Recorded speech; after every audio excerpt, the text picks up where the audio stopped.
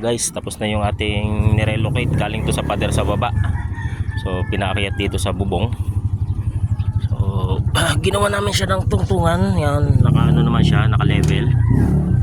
So umaandar na yung unit. Inoobserbahan ko na lang ano. So naglilig test ako dito.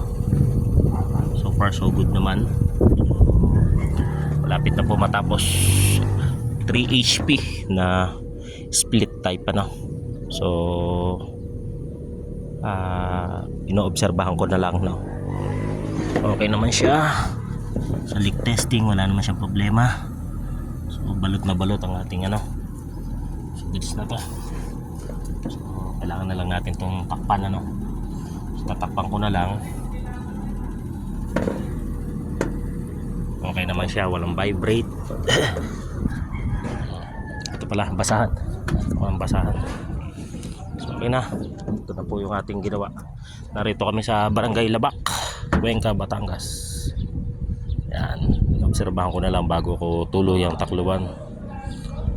So narito kami sa aming kinalakhang lugar, Barangay Labak, Cuenca, Batangas.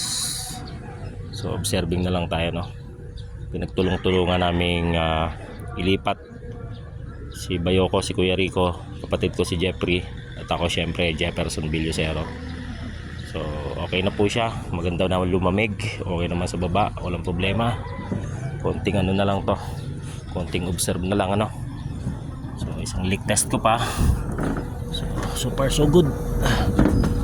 Nga pala guys, pagka kayo magdi-dismantle, kung sakali ang i-dismantle relocation nyo is bago pa at ang may-ari is gusto ipagamit pa lumang tubo, pwede naman kung mga ilang buwan pa lang ano.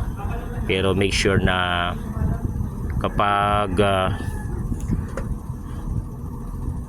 nag-fittings kayo dito, make sure na mayat-maya nyo tingnan ano, leak test, kasi matigas yan.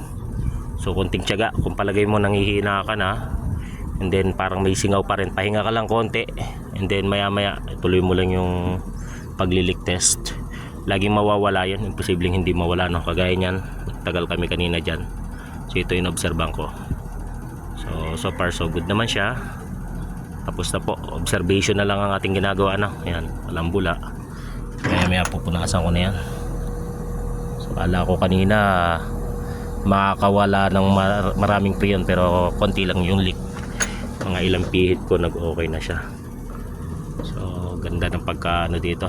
Tama nga dito kasi nga yung mga aso naiinitan dun sa baba, kaya pinalipat sa atin dito. Relocation po ang tawag dyan, dismantle and then relocation. Yung indoor unit hindi naman po pinagalaw.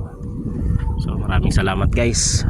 Pwede ko na tong takpan, punasan ko lang and then tatakpan ko na to. Okay na. So maraming salamat for watching. God bless you.